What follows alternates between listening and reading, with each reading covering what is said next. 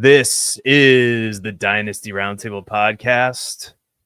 Today on the show, we are going to be talking about trade targets. Week 3, post week 3, going into week 4. We were hit with a lot of injuries. So those win now teams, you might be looking to replenish some talent on your roster. Or, if you're a rebuilding team, this could be your opportunity. One of those, like a Sterling Shepard maybe has some value. I don't know. But we're going to be talking about specific trade targets that we'd be going after and just kind of a conversation around what we do if we're a rebuilding team, what we do if we're a win now team approaching this player. We have a little bit of everything tonight, and there will be future episodes that we will do talking about specifically, this is the strategy for a rebuild team from here until the end of the season. This is a strategy for a win now team. We've done those before, but I think, doing those again would be good. But we're going to talk about all that tonight in the context of our conversation about trade targets. But Matt Babich, how the hell are you? I'm doing okay. My home league team is a mess. And everyone out there knows this. If they have a home league, a main league that just matters more than the rest, even if you're having a good fantasy season, which it is early, it's only through 3 weeks, but this honestly might be my worst fantasy season yet so far. Like when you count injuries and poor performances, but I lost by 0.19 in my home league. It, on the one hand, I shouldn't have been there just because it was it wasn't garbage time, but 49ers didn't really need to move the ball. McCaffrey got a 20-yard reception. Had it have been 22, I would have won. But technically speaking, I wasn't even expecting really them to run another play. So that the fact that it got that close was kind of a gift. But Dontavian Wicks, man. Dontavian Wicks. He talked about how happy he was going to face man coverage. He said no Jaden Reed. I thought he was going to have a game. He does not. But anyway, we're rocking the Fighting Rainbows today. My lone souvenir from the honeymoon, ready to talk some trades. Very nice. I love that. Not that you lost your matchup. I will say, I had David Montgomery and Mark Andrews and Lamar going into last night, and I think I was down just an obscene amount of points. Good Monday night for you. And I won my matchup on that last Mark Andrews touchdown. So thank you very much. Mark Andrews doing nothing, and then all of a sudden popping up for 2 touchdowns. Like it was one of those. Yeah, go ahead. I was gonna say we do love a Monday night miracle. We've all almost certainly all been a part of one where there's just no shot you win and the miraculous happens. So this is our intro chat request of the week. Let us know your favorite, most memorable Monday night miracle in fantasy football in the comments. Real briefly, just to let you know, my Monday night miracle, I was in the playoffs. This is years ago, probably at this point, 10 years ago, maybe. It was I think I've told you this before. It was Josh McCown, Bears on Monday Night Football. Josh McCown was the quarterback for the Bears. I don't know why I had Josh McCown as my quarterback. I must have been in desperation mode as a playoff team to have Josh McCown as your single quarterback, Josh McCown. Robbie Gould and Jason Witten was my tight end, and I was down 60 points. And Josh McCown threw for 5 touchdowns. Witten caught a touchdown. Robbie hit like 3 field goals, and I was winning by 0.07 points. And I was celebrating, and the Cowboys scored at the end of the game. They kicked an onside kick. The Bears recovered. I'm like, the game's over. Josh McCown takes a knee. Oh, and I lose 0.1 points, and I lose by 0.03 points. And that is both my Monday night miracle. Like it was given to me, and it was taken away as fast as I got it. So that's like the best fantasy football. Just I had no chance. Then I thought I won. Then it just was taken from me. That's why we play the game, man. That's why we play the game. Dude, yeah. So let us know your story in the comments. We'd love to read them. But tonight we're going to discuss the injuries and the impact they have for Dynasty, and then we're going to get into some trade targets. So the injuries, Matt, just real briefly off the jump, we had the most devastating one was James Conner. Probably he's out for the year. So we're going to talk about Trey Benson a little bit later, but obviously Trey Benson's going to get an opportunity here to be a lead running back, which, I think the Cardinals drafted Trey Benson to be the heir apparent to James Conner, just going to happen a little bit sooner than they thought. So again, we'll get into Trey Benson here in a little bit. CeeDee Lamb, obviously high ankle sprain. God, I mean, if you still are stashing Jalen Tolbert, he might be a nice little ad. Either him or Kevontae Turpin. Like, somebody's going to have to get the volume because this Dallas Cowboys offense stinks. And I guess we should have mentioned Joe Burrow too. Like, I guess Joe Burrow is probably the most devastating injury for people out there. And Jake Browning didn't really do much to really quell to quell the anxiety that people had playing, Jamar Chase, T. Higgins. Although I will say Minnesota's defense is really, really good, and Brian Flores should be a head coach in the NFL, judging by the state of the head coaches in the NFL. I'm looking at you, Brian Dable, not scheming up Malik Neighbors like once against the Chiefs. Like, what are we doing? And then also Najee Harris is out for the year, and Mike Evans dealing with the hamstring, Terry McLaurin dealing with the quad. It felt like we just got hit over the back of the head with a steel chair with the injuries this week. So are there any that I'm missing, Matt Babich, that you can think of? Or there's some minor ones. JJ McCarthy's out for, Carson Wentz is going to be starting the next game. So tough to say exactly. Daniels. I forgot about Jaden Daniels. I wouldn't be surprised if he's back this week. It happened a while ago. We got Worthy seeming like he's going to come back soon-ish. I'm still not certain he plays this week. And Tyrone Tracy also dislocated his shoulder 2 to 4 weeks. That's right. There. Cam Scattaboo has a bell cow work share in front of him. And yeah, I think that pretty much covers it, at least the notable ones. Yeah, Cam Scattaboo looked really good too. So I don't nearly have as much Cam Scattaboo as I would like. I'll tell you a player as we get into our trade targets right now. I'll tell you a player that I have a ton of because this was my guy, Travis Hunter.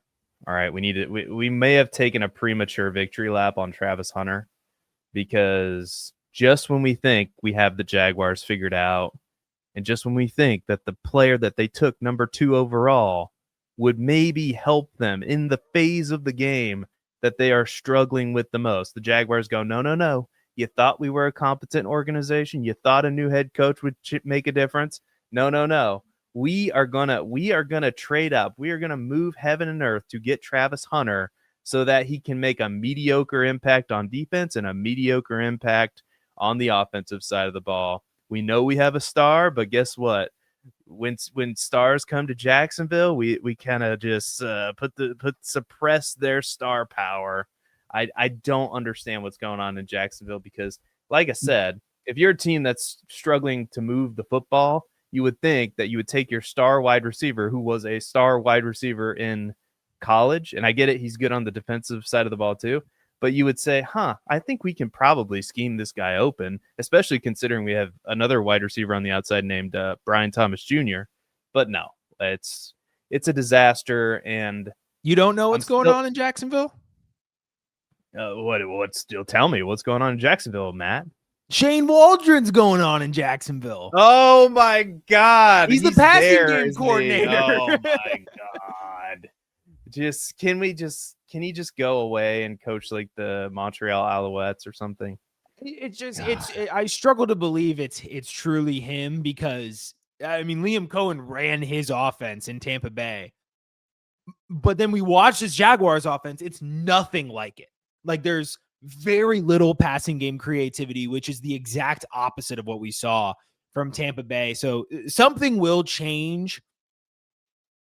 I mean, Waldron clearly does have an impact because this offense looks like the Bears and the Seahawks, just super bland. We're not scheming our guys in the ways we should be.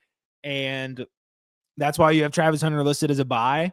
That's why he's not on my list because we're doing different people, but he's on my list as well. I'm not giving up after a few games. The Diami Brown injury actually is one that we missed. It's relatively insignificant, But for Travis Hunter, it could be significant because one of the things that's been angering me is, yes, I want to see him in the slot. That's where we want to see him a good amount of the time. But we can't be throwing Dyami Brown on the outside every single time. Like, we need Hunter and 2 receiver sets. We need, because of the fact that their run game's been so successful, like, we need to get Travis Hunter involved in those situations, in those packages that force the defense to be a little bit more honest. So hopefully we see a better version of this Jaguars offense. I think we will at some point. And all it takes is one game for Travis Hunter to go back to nuclear status. It's only going to take a game. Yeah, and just to give you an idea of why I think he's a buy, and I know some people might be frustrated. First of all, it's only been 3 games. Only 3 games, people. Travis Hunter's down 25 spots, according to Keep Trade Cut. And I'll be more specific about the players that are around Travis Hunter or what Keep Trade Cut shows us that his value is.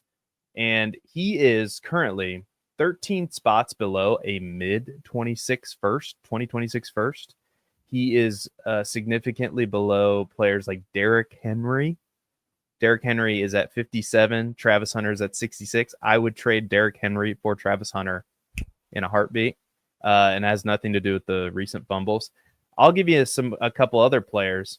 Xavier Worthy and George Pickens. Now, you might need to add something to those players to get a Travis Hunter, but CeeDee Lamb's going to come back, so I think you can ride this, you can ride this wave of George Pickens to get somebody who I think is really elite. Not to say George Pickens is bad, but I don't think he's an elite wide receiver like Travis Hunter has the potential to be. And then there's Ricky Pearsall, who we recommended selling the other day, or on our last episode. He is ranked 2 spots ahead of Travis Hunter. All of those players I would trade for Travis Hunter right now. And it's pretty easy for me. And I know there's some projecting going on. I know I could fall flat on my face with this one, and I will eat it if that happens. But I feel pretty confident in saying Travis Hunter's a supremely talented player, and that usually works out pretty well for us in Dynasty. Any final thoughts before we move on? Yeah, last thought is, right or wrong, trading a Ricky Pearsall for a Travis Hunter, whether that bet pays off or not, over the long run, you make enough of those bets, you're going to profit. So that's the type of risk you need to be willing to take in Dynasty, because the ceiling of Hunter just massively outweighs that of Ricky Pearsall. And that's no shade to Pearsall. I really like him as a player. Just it's a value thing. And he's going to have some good weeks because 100%. Juwan Jennings is dealing with an injury. Kittle's out. Ayuk's going to not be back for a while. So Pearsall, you could also ride the Pearsall wave to get something better, because it's going to be congested before you know it there in San Francisco. So let's go to your first player, and it's a player that we've been talking up here on the channel for a long time, and it's Rashee Rice. So, Matt, tell me all about why Rashee Rice is still a buy in Dynasty. Well, let's just look at the offense, man. It's awful. I mean, it's awful. They got nobody. And what I will say is, shout out to Tyquan Thornton, ex-Patriots player. I won't call him a bust because we never should have drafted him that high. It was like taking Daniel Jones 4 overall at the time. It's like, look, it's not his fault you overdrafted him. Yeah, wasn't that a Belichick pick, Tyquan Thornton? Yep. Oh yeah. I believe it was Cole Strange in the first round and then Tyquan Thornton in the second, if I'm recalling correctly. But he goes to the Chiefs, and he's done a really good job so far. He's really been the only thing that's been keeping their offense somewhat of an NFL offense by being able to take the top off of defenses. Now we're going to get Xavier Worthy back in there, and I just think it's funny. I think it's funny that, like, all offseason we were talking about, well, Rashee Rice can't live up to his value because there's Worthy, and he – look at this offense, Seth, without both of them. It's terrible. It's terrible. Yeah. And I'm not trying to be too catastrophic about it. I just don't think Worthy's going to be super good for the first 4 to 5 weeks, maybe even after injury. Like, tearing your labrum, dislocating your shoulder as a receiver, you have to constantly put it in unstable positions. And only giving yourself 3 to 4 weeks of rehab is tough, no matter how much or little that labrum was torn. So there's going to be, in my opinion, a recovery period there. Now, week 6, when he steps out onto the field, Rice is going to have a major role in this offense, no matter what's happening with Worthy. Worthy could be fully healthy, all-star, or he can suck. Either way, Rice is good. We're in a world where somehow Patrick Mahomes can't support 2 receivers. That's baloney to me. It's a bunch of baloney. Yeah. It's been a major thing. It's just the availability. Poor rosters put together. So Rashee Rice, he's going to go back to his old role. I think this offense works better with both he and Worthy running a mix of some of what we saw Rashee Rice do without Worthy on the field, or without Worthy being, what he is towards the latter half of the season. So Seth, what do you think about Rashee Rice? Do you think he kind of goes back to what we've been saying he is? Oh yeah. I mean, I think if anything, the past few weeks for the Chiefs offense has shown you exactly why they miss Rashee Rice, and Worthy being out doesn't help either. But I think, and we've chronicled it on this show. If you go back before the injury, before he tore his ACL, or was it an MCL, or was it both? I don't know. But it was MCL. It wasn't an ACL. Wasn't an ACL. Okay. But before the injury, like, going back to the back half of the 2023 season, those 9 games he averaged, I mean, he was right there with the elite receivers in terms of usage, in terms of fantasy points per game. And that's what he was on the road to do in 2024. And in 2025, when he comes back from the suspension, it can't get here soon enough. I think he's going to show you, and you still have some time, because, according to Keep Trade Cut, and I have a hard time believing this, and maybe that's because I have such a high opinion of Rashee Rice, you could trade Kyren Williams for him straight up. Kyren Williams is, again, 25 years old, a really good player, but maybe a player that I'm even more interested in trading for Rashee Rice is Marvin Harrison Jr., who's ranked 2 spots above him, according to Keep Trade Cut. AJ Brown is ranked 1 spot below him, and I think getting an elite wide receiver just 3 years younger in Rashee Rice once he comes back, and here would be the best move. And I love Zay Flowers, but this is why I said Zay Flowers is more of a sell for me, because you kind of saw the floor game for Zay Flowers play out on Monday night. And, it could be really good. It could be what we saw on Monday night. Ranked 3 or 4 spots below Rashee Rice. So it's in the neighborhood of where Rashee Rice is. And I just think Rashee Rice is a potential top 5 wide receiver if he hits. So I'm going to be in on that at a wide receiver 17 price here. Yep. So let's move on to my next player, and that would be Brian Thomas Jr. Yes, I know we're 3 games into the season. The Jaguars offense looks like a mess, and I'm buying both Jacksonville wide receivers because Brian Thomas Jr. has fallen almost out of the second round. Like, if we're doing a dynasty startup, according to Keep Trade Cut, he would be the 23rd player off the board right after Jonathan Taylor, right? And then, ironically, Drake London, who somebody will talk about, is ranked right below him. And then, players like Rome Odunze, Teteroa McMillan have risen up significantly as well. They're ranked right below BTJ and Drake London as well. Mecca Egbuka has just shot up the rankings at 19 overall. So the reason I'm still in on Brian Thomas Jr. is because I believe in Liam Cohen. I believe in the scheme. And it's just been a weird start to the year.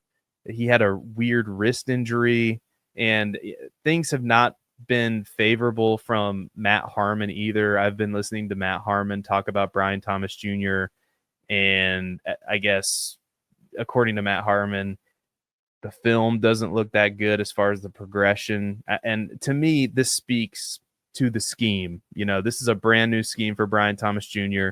We're going to get, I think, a slow start. I mean, we should have anticipated a slow start for him and Travis Hunter, especially Travis Hunter, given the fact that he has to learn the NFL scheme on both sides of the ball. So I think BTJ's elite. I'll keep this one short.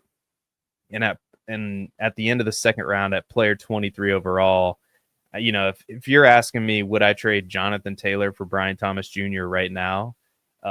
Yes. And if I'm looking to cash out on Saquon, like you potentially getting something on top of Brian Thomas Jr. for Saquon Barkley, those are two trades I would make in a heartbeat, especially if I'm a rebuilding team. So what do you think?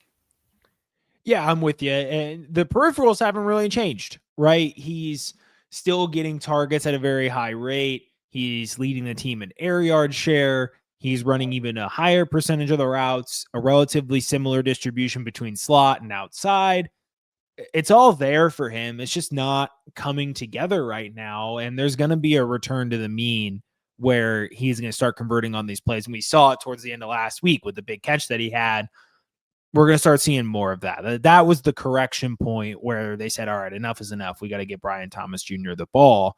And we're going to start to see that corrected. So I'm with you there. All right, Matt, take it away. Who is your next player on your list there? He's risen up the ranks even today, which is not surprising because his backfield leader, James Conner, just went down for the season. And I think the biggest thing with Conner is it's unfortunate. There's no celebration here. James Conner seems like a great guy, been a veteran, reliable. Odds of him being the same after that and being a bell cow are near zero.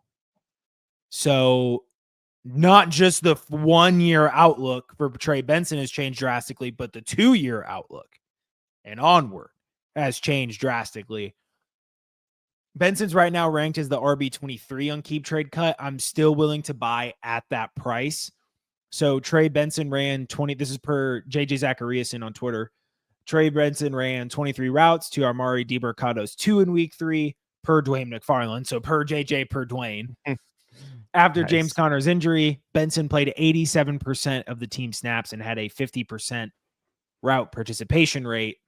7 opportunities to DiMercado's 3. We saw some goal line pass work a couple of times from DiMercado, but effective ball carrier and receiver so far this year and in past years in the NFL. This year, he ranks 12th among running backs in yards per route run, 6th in true yards per carry, and 1st in yards created per touch per player profiler. If he's going to be getting those bell cow workloads that Conner was getting, which it very much seems like that's what's going to happen, he is in play for a top 12 RB finish on the season. And at his age and in this Arizona Cardinals offense, which is clearly built on the run and their run game, I'm very confident in his top 24, we'll call it, RB outlook over the next couple of seasons. So at that price, I'm willing to buy, particularly as a win now team. If I'm a rebuilding team, you got to judge how far off in the rebuild you are. I'm not paying premium on Trey Benson. You should have been buying earlier. I'm not paying on premium Trey Benson as a rebuilding team if I think I'm 2 to 3 years out,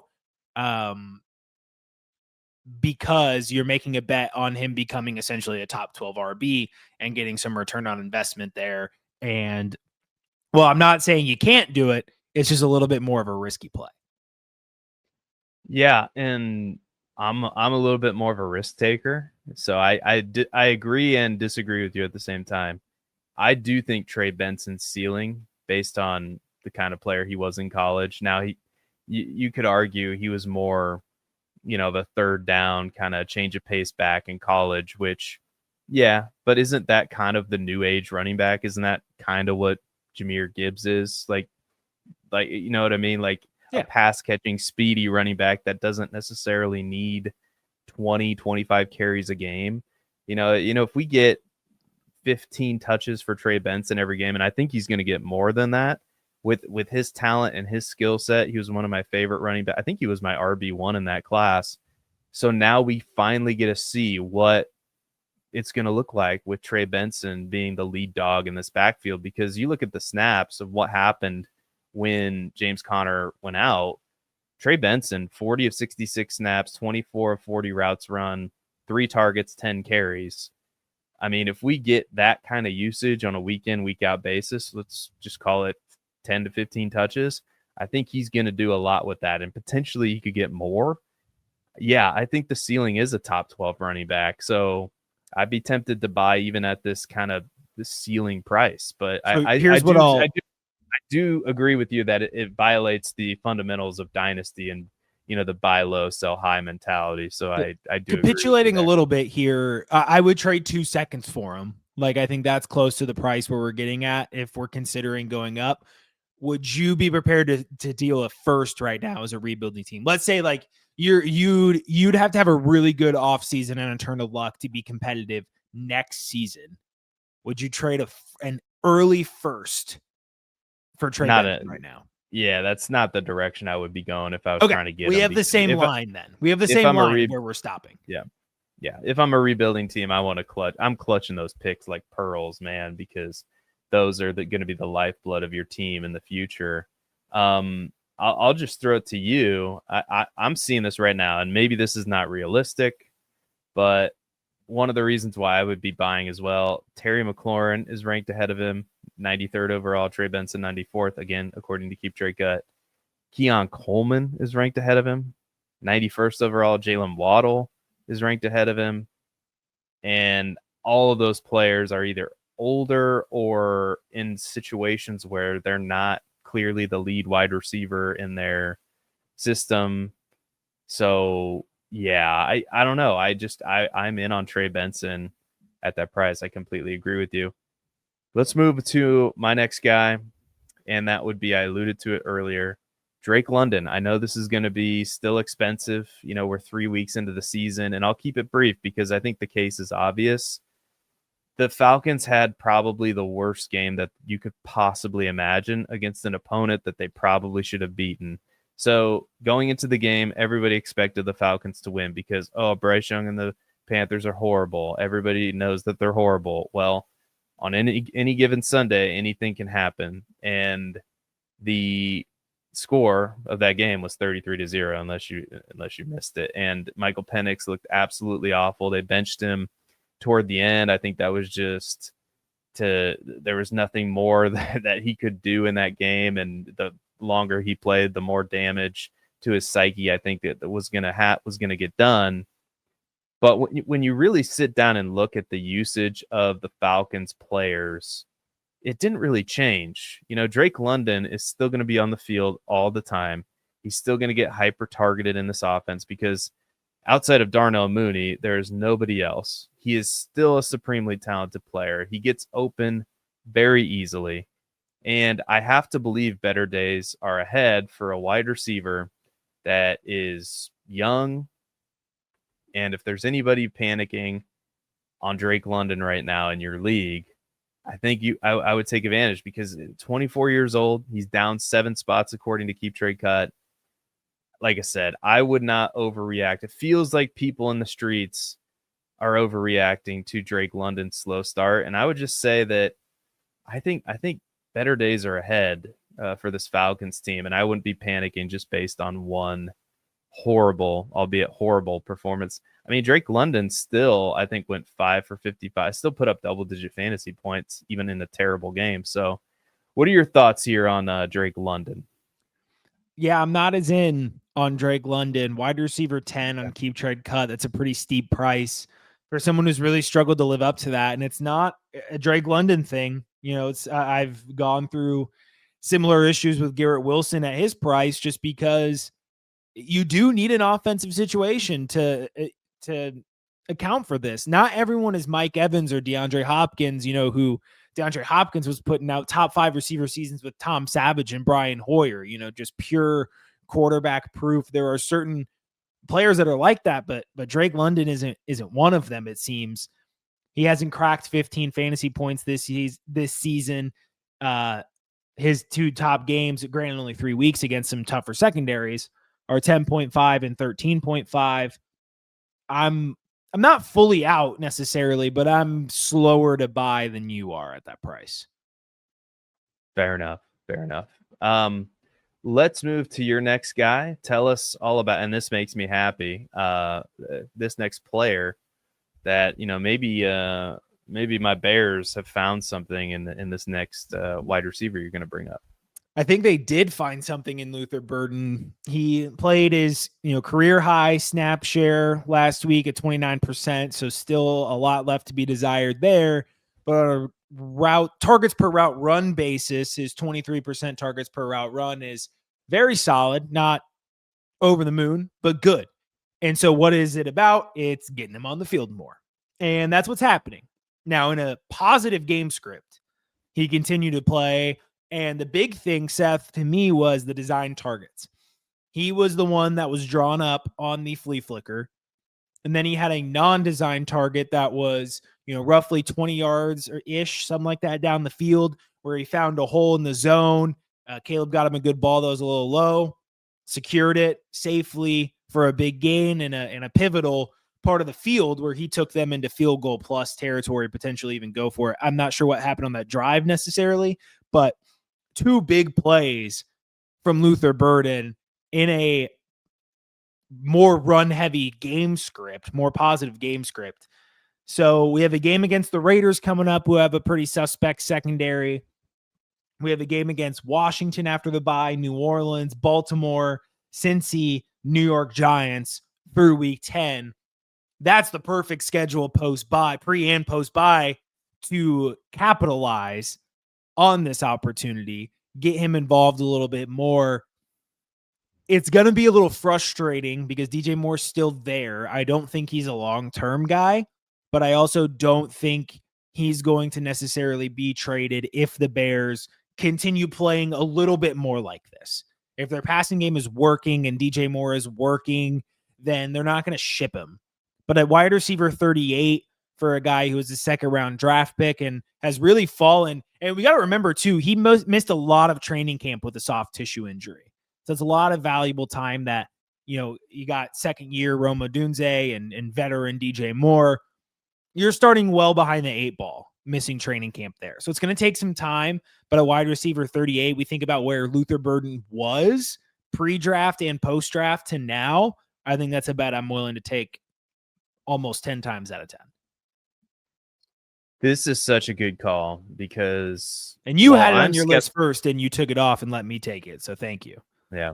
This is such a good call because he is one trade away from going from wide receiver 38 to what? Wide receiver 28 at least.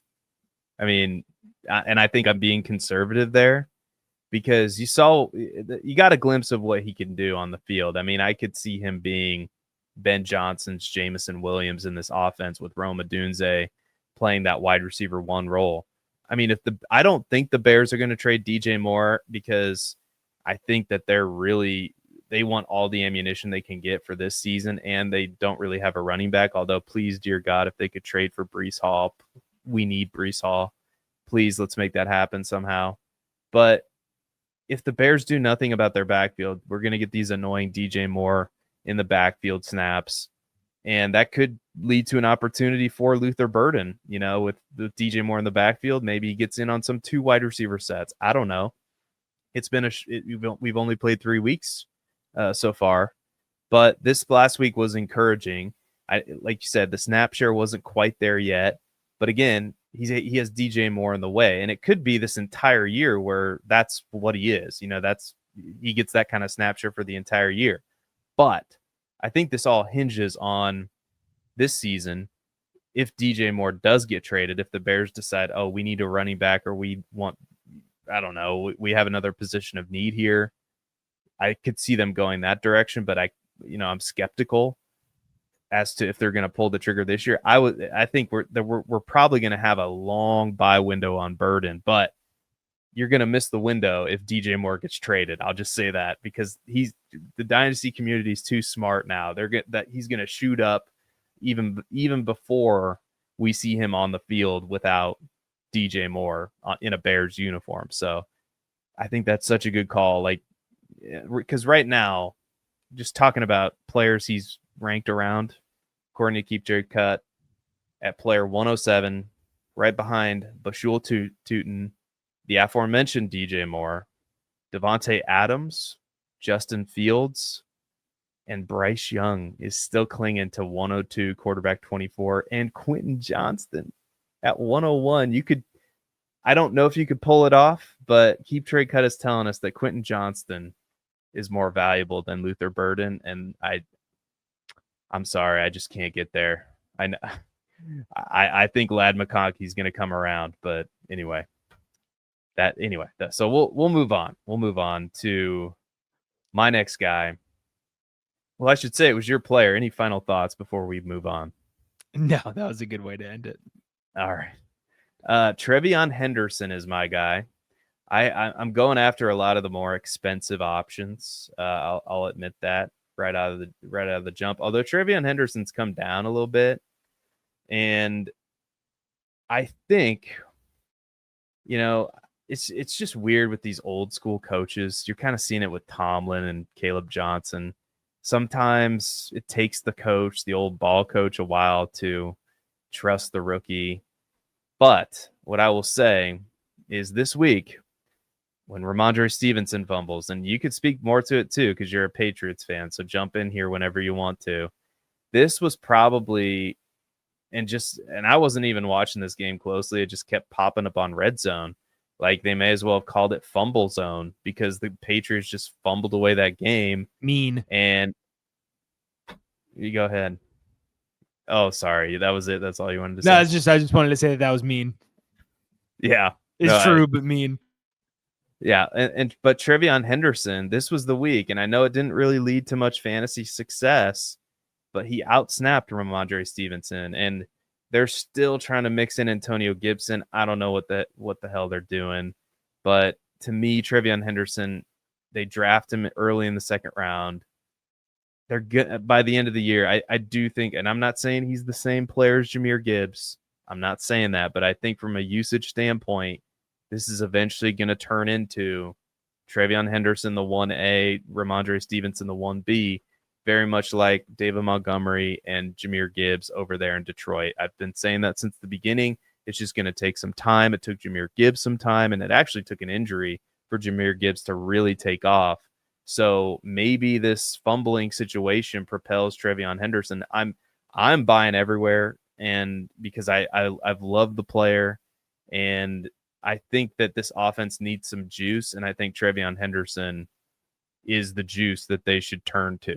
So as a Pats fan, and first, before I turn it over to you, TreVeyon Henderson, as we mentioned before, ranked right around Marvin Harrison Jr., Christian McCaffrey is 2 spots ahead of him.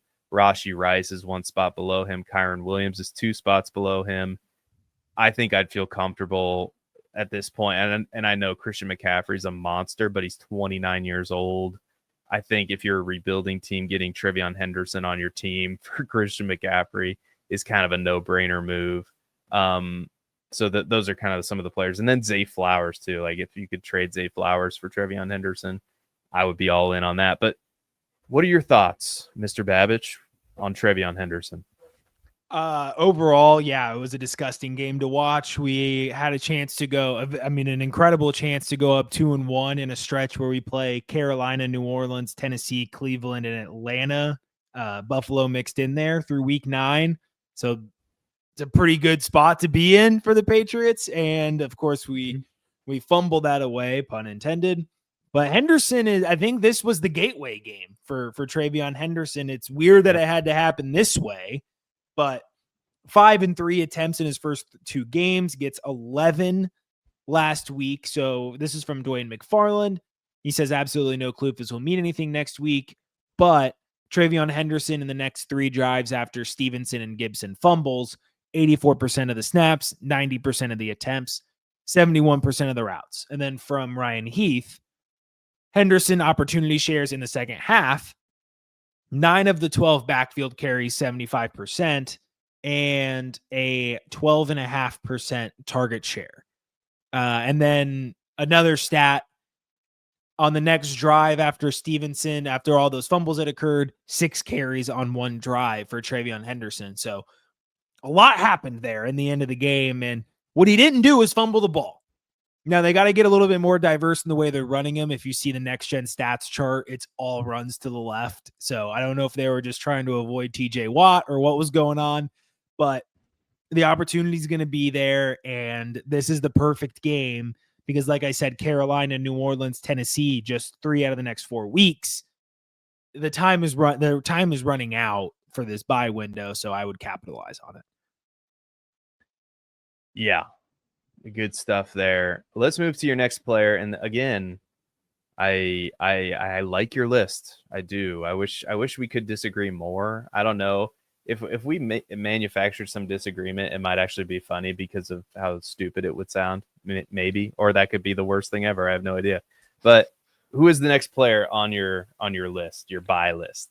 So my next player is Elic Ayomanor. So going back to the pre-draft process, Seth and I had him ranked well above a 5th round pick in the NFL, or a 4th round pick, but that's where he was. And at the end of the 4th round as well.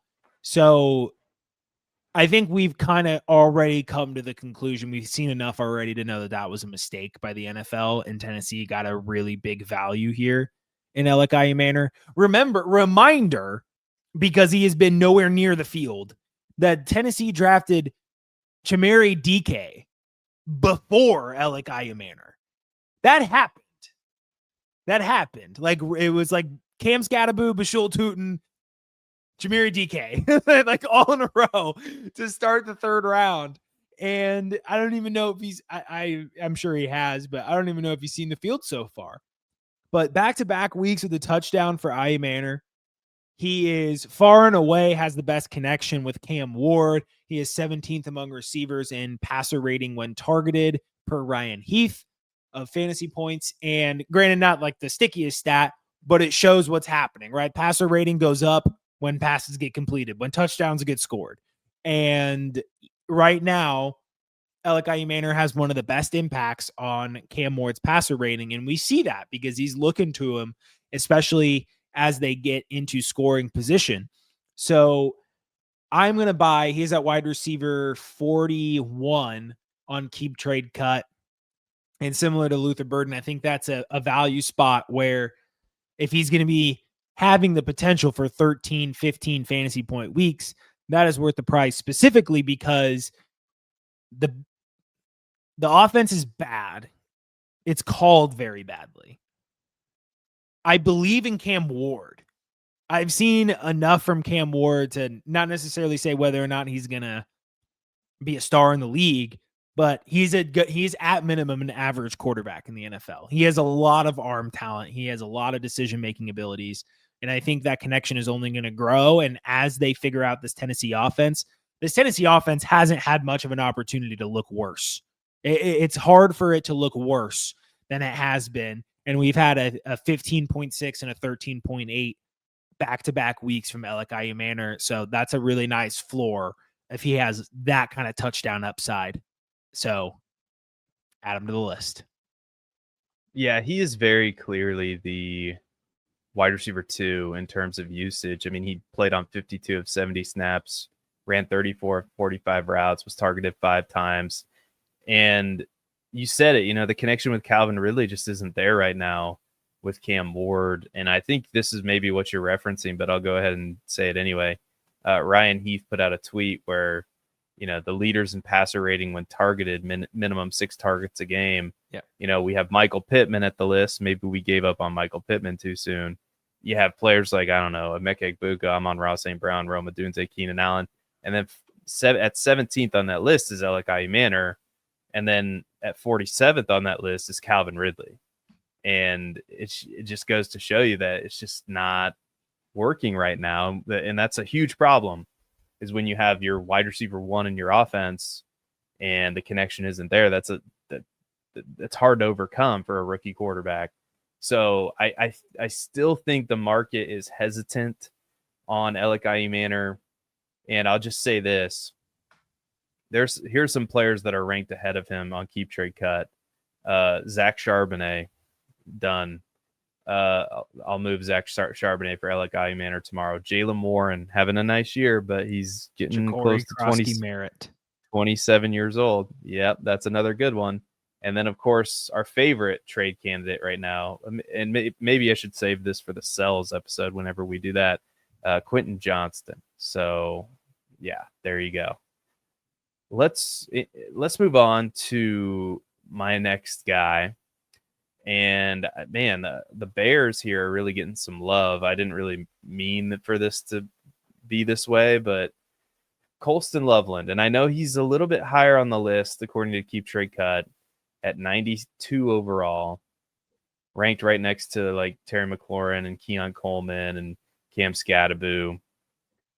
But I think, and I think that this buy window is going to be long, so I think you can be patient because the Bears do have Cole Kmet there right now, and I think Cole Kmet's going to be just annoying enough to where you might see some flashes from Colston Loveland, and the Bears are definitely going to try to scheme him up similarly to Luther Burden.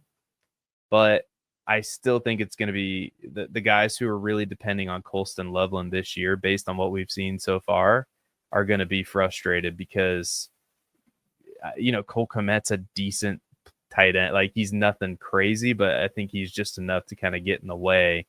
And, Colston Loveland, the Bears took him in the top 10. We could debate all day long whether they should have done that or not. I personally think I probably would have gone in a different direction, but they believe in him. This offense, I think, is going to be pretty good. The defense is not very good, so he's going to have his opportunities this year. But this is a guy that the Bears are going to build around, and I just have to believe that the guy that Ben Johnson took with his first pick, and I know technically he's not making the picks, but the guy that he pounded the table for was Colston Loveland. And if it doesn't work out, it doesn't work out. But if you're telling me I can trade away Terry McLaurin and get him straight up, which is what Keep Trade Cut is telling me, I'm doing that all day long. So what do you think, Mr. Babbage? Yeah. Again, I'm a little more hesitant to buy, but I think that might just be some remorse on, being high on him and then having this happen. I do think we need to give him some grace just because he's learning an extremely difficult position, which is the NFL tight end. And at the same time, again, he missed less time than Burden, but had another soft tissue injury where he wasn't participating much in training camp, at least for the start of it. So again, coming behind the 8 ball, and also another combination of not giving Cole Kmet enough credit. I think just because he wasn't good enough in fantasy, a lot of people decided they wanted to believe that Cole Kmet was bad at football, when in reality, he's never really shown us like he's bad. So yeah, I think there's plenty of room to buy here. Clearly, Ben has a plan there. Burden was more of a best player available pick. Taking Loveland at 10 was by design. So there's stuff in store for Colston Loveland.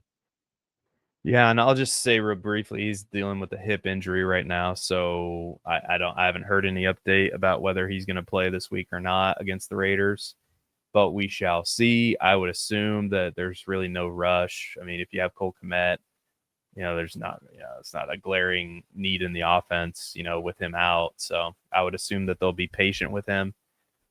Let's move to your next player and tell us why the people should be buying this guy. So Bhayshul Tuten, another case of this buy window is going to close. And last week wasn't necessarily the expansion on week 2 that we would have liked for Tuten, but he did score again. And I think that's what's big here. Trusting him in big situations. Both of those scores coming relatively close to the goal line. He's performing very well on a per touch, on a per carry basis. Second in player profile on yards created per touch. 14th in true yards per carry. Doesn't qualify in yards per route run, but over 5 yards per route run right now. And these touch counts are going to go up, particularly if we see any sort of struggle or injury with Travis Etienne. But again, we're thinking long-term here. Now, based on his usage, the RB27 price tag is a little bit steeper than we would like. But again, I think I look to particularly RBs 24 and 25, and then a little bit down in RB 30 and 31, where we have Jordan Mason and Krosky Merritt at 24 and 25, and Charbonnet and Warren at 30 and 31.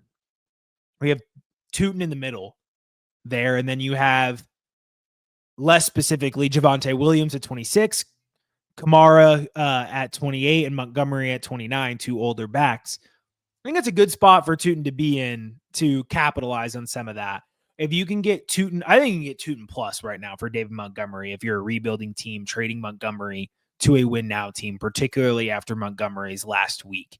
So I think there's an opportunity for rebuilding teams to go get an asset that's, more next year, 2 years down the line. If you have an older running back, or you were able to kind of win the lottery, so to speak, on a Javonte Williams or Ja'Cory Krosky merit value increase. So I think looking towards a guy like Bhayshul Tuten, this is more for rebuilding teams, because as long as ETN is playing the way he's playing and healthy, Tuten doesn't fully break out this year. But we're seeing the talent level that we thought he had coming into this, and that's what's important. We're getting our priors confirmed in terms of what he can do on the field, and now it's about, playing a little bit more of the long game, as he is more of a rebuilding asset. But if he continues to make plays like that, it won't be long before his 25% snap share in week 2 turns into 45, 30, 40, 45, depending on game script. And I think that you can use, and again, similarly to Colston Loveland, I think that this is going to be a relatively long window, barring an injury, because I think Travis Etienne, it looks like he's going to be the lead dog from a usage perspective. And I think you can use the LaQuint Allen 21 snaps to Bhayshul Tuten's 12 snaps this week as a, hey, look, I don't know, Bhayshul Tuten might not be, as high, in the Jaguars' eyes, maybe you think, because I do think Bhayshul Tuten is much better than LaQuint Allen. But Travis Etienne, we have to remember, he's in a contract year, and this, as soon as next year, could be Bhayshul Tuten's backfield. They drafted him in the 4th round. This is a new regime. We all know that. So I like this call too. And you threw out a really good trade offer, I think. Getting plus Bhayshul Tuten plus for David Montgomery, I think, is a really good move for a rebuilding team. And I think it would be a decent move for, a win now team too. So I think that would be a win-win. I'll get to one more guy. Well, let's see. We've gone 5 apiece, so we've done 10. Let's give a rapid fire take on one more and see where we're at as far as time goes. And my guy will be Woody Marks. And similarly to Bhayshul Tuten, Woody Marks, I guess we're sticking in the same game from Houston, that ugly football game that nobody wanted to win, the Texans Jags. Woody Marks, on an offense that needs a spark, basically split time with Nick Chubb last week. 30 snaps, 30 out of 63 snaps, 19 out of 43 routes run, 2 targets, 6 carries to Nick Chubb's, 3 targets, 9 carries. I don't think Nick Chubb's going to hold up the entire year if they're going to use him like this. We know he's an older running back on a short-term deal. Woody Marks, go look up his college receiving stats. I'm going to pull them up right now because he was a good pass catcher in college at USC. And he was another one of these running backs that I thought would go much higher in the draft that just kind of fell to day 3. And that was kind of a theme of the draft. But if you and maybe he was, I don't know this off the top of my head. Maybe he was a wide receiver early in his career, but 83 receptions. He had to have been a wide receiver at Mississippi State. 83 receptions in 2021. But in his final year at USC, 47 receptions. And as a running back, 10.7% target share, 9 total touchdowns. I think this was a really good prospect. And now he's in, a not so great situation because the Houston Texans offensive line is horrible. But if he gets the opportunity and he gets a pass catching role in this offense, this is an offense that needs something. And the something that it could need is more Woody Marks. And they're telling us that they're trusting him more as the weeks go on. I mean, this is a 1-week thing, but it kind of looks like he's wrapped up this number 2 running back role. It looks like he's the most talented guy for that, just based on what we've seen from Dare Ogunbowale thus far. So I think Woody Marks is a pretty good buy, but in comparison to like a Bhayshul Tuten where we have Travis Etienne, or a Colston Loveland where we have Cole Kmet in the way, I could see Woody Marks taking over this backfield this year. I don't think that's too far-fetched. So I think if you're going to buy him, I would try to do it relatively quickly, and I think it would be a good buy for just about any team because he's at 174 right now, according to Keep Trade Cut. Let me just look here. He's ranked right next to James Conner, who's out for the year. So if you could flip James Conner, I don't think you could do that, but anything's possible, I guess. If you want to flip Jalen Knoll for Woody Marks, Ramondre Stevenson, Jalen Coker, Marvin Mims, I think those are all players I would probably flip for Woody Marks. Mason Taylor, definitely. So what are your thoughts here on Woody Marks?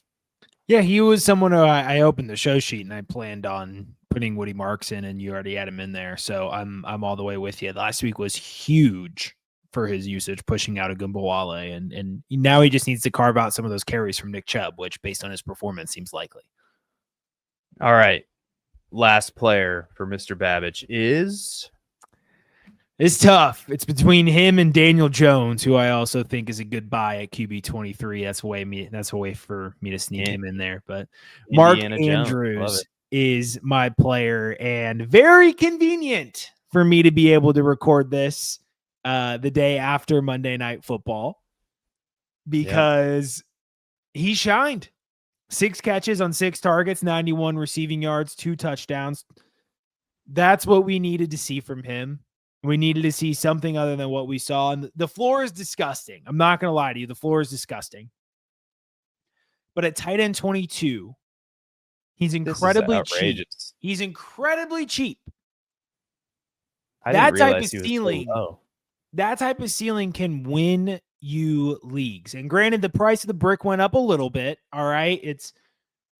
That's the cost of doing business, but I'm willing to take a little bit of an inflated price there for this ceiling. A little bit of a tougher schedule up until the bye, but after the bye, they have the Bears, the Dolphins, the Vikings, who have a beatable secondary, a tougher secondary.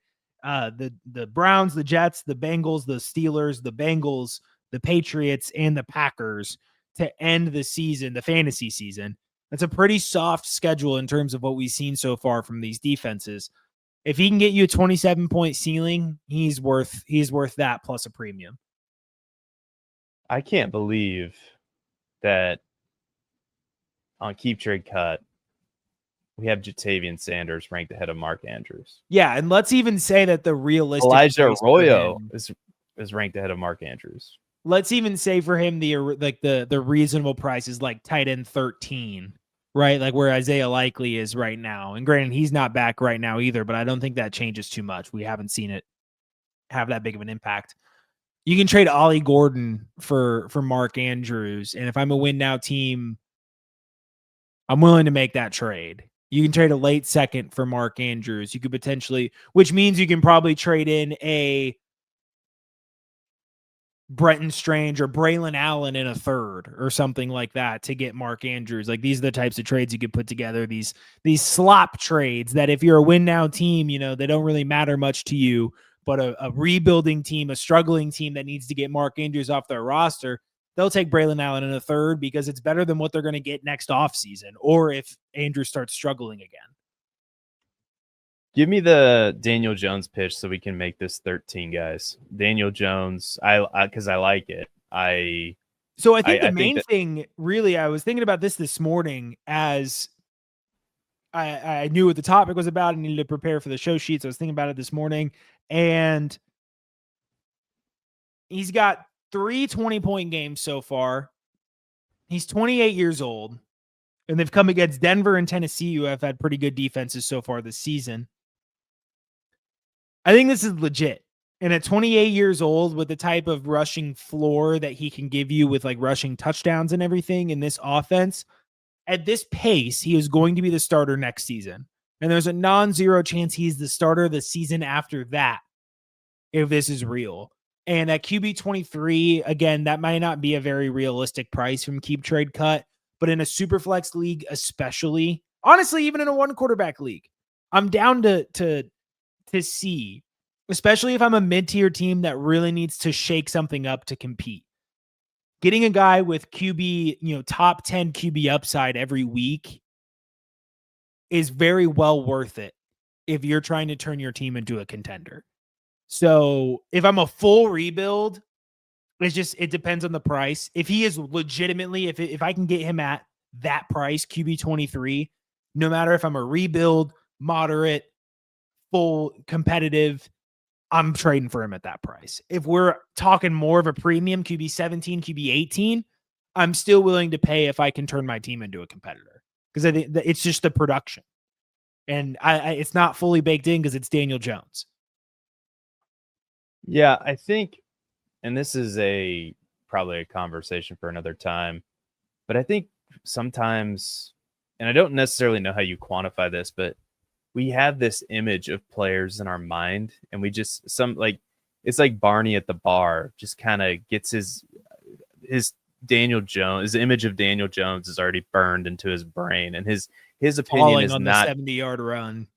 His opinion is not exactly his opinion is not changing, and there are people that will tell you, I'll never believe in Daniel Jones, and those are the very people that you need to take advantage of, because it's not necessarily how good of a football player you are, which, Daniel Jones thus far entering into the season has shown us some very lackluster play. A lot of times it matters what environment you're placed in, and this Colts environment, let's face it, we all underrated it heading into the season. I was dead wrong because I was an Anthony Richardson guy. I will own that. Daniel Jones looks like he belongs in this system with this team, with Michael Pittman. Tyler Warren looks phenomenal. Jonathan Taylor, Josh Downs is kind of having a down year. But still, this offensive environment for Daniel Jones, something's working. Now, the bottom could fall out of it, but I would be willing to take the risk even at this inflated price too, because the rushing upside, you said it, the rushing upside is immense for Daniel Jones. Legitimately a top 10, top 8, hell, he could have some top 5 weeks. He's already had some top 5 weeks, right? I mean, QB3 week 1. Yeah, that's who he is. So again, we could be looking, because Daniel Jones has only ever played for the Giants.